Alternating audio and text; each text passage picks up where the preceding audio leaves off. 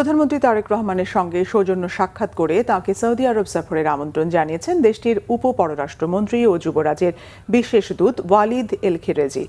বাংলাদেশের বিভিন্ন খাতে বিনিয়োগ করতে সৌদি আরব আগ্রহী বলে প্রধানমন্ত্রীকে জানান সৌদি উপ-পররাষ্ট্রমন্ত্রী। বাংলাদেশের সৌর বিদ্যুৎ খাতে সৌদি আরবকে বিনিয়োগের আহ্বান জানান প্রধানমন্ত্রী তারেক রহমান। বাংলাদেশ সরকারের প্রতি সৌদি আরবের পূর্ণ আস্থা আছে বলে জানান পররাষ্ট্র প্রতিমন্ত্রী শামা ওবায়দ। রিপোর্ট ইমরুল কায়েসের।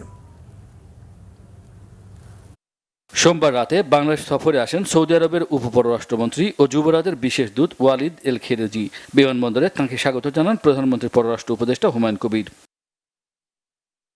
দুপুরে প্রধানমন্ত্রী তারেক রহমানের সঙ্গে সৌজন্য সাক্ষাৎ করেন সৌদি উপ-পররাষ্ট্রমন্ত্রী ওয়ালিদ এল খেরেজি। প্রধানমন্ত্রীর নেতৃত্বে বর্তমানে বাংলাদেশে বিনিয়োগের ইতিবাচক পরিবেশ সৃষ্টি হয়েছে উল্লেখ করে এল খেরেজি বলেন, খাদ্য, সিফুড, কৃষিভিত্তিক শিল্প, তথ্য প্রযুক্তি, নবায়নযোগ্য জ্বালানি খাতে তার দেশ বিনিয়োগ করতে আগ্রহী। পররাষ্ট্রমন্ত্রী ডক্টর খলিলুর রহমান জাতিসংঘের সাধারণ পরিষদের সভাপতি হয় প্রধানমন্ত্রীকে অভিনন্দন জানান তিনি। প্রধানমন্ত্রী তাঁকে জানান, বর্তমান সরকার সৌদি আরবের সঙ্গে কৌশলগত, বহুমাত্রিক ও দীর্ঘমেয়াদী অংশীদারত্বমূলক সম্পর্ক গড়ে তুলতে চায়। বাংলাদেশের সৌর জ্বালানি খাতে সৌদি আরব বিনিয়োগ করলে দুদেশই লাভবান হবে বলে জানান প্রধানমন্ত্রী তারেক রহমান।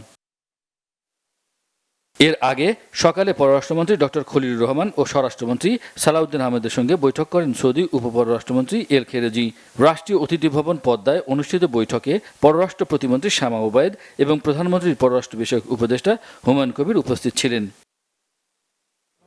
পরে বৈঠকের বিষয়ে কথা বলেন পররাষ্ট্র প্রতিমন্ত্রী শামা ওবায়দ। সাংবাদিকদের তিনি বলেন, আলোচনা ফলপ্রসূ হয়েছে, সৌদি আরব বিভিন্ন ক্ষেত্রে বিনিয়োগ করতে আগ্রহী।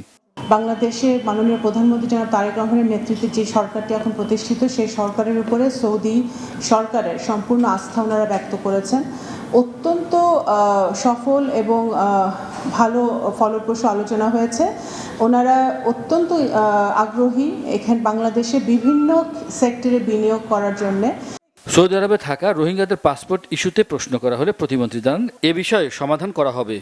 বাংলাদেশি মিশন এটা নিয়ে কাজ করছে, এই কাজ চলমান আছে। স্বরাষ্ট্র মন্ত্রণালয়ের যারা পাসপোর্ট ইস্যু দেখে তাদের টেকনিক্যাল টিম আছে, সৌদি আরবের টেকনিক্যাল টিম আছে, ওদের ইন্টেরিয়র মিনিস্ট্রির টেকনিক্যাল টিম আছে, তারা বসে দেখবে এটা কি ব্যাপার। এটা একটা সেটেলড ইস্যু।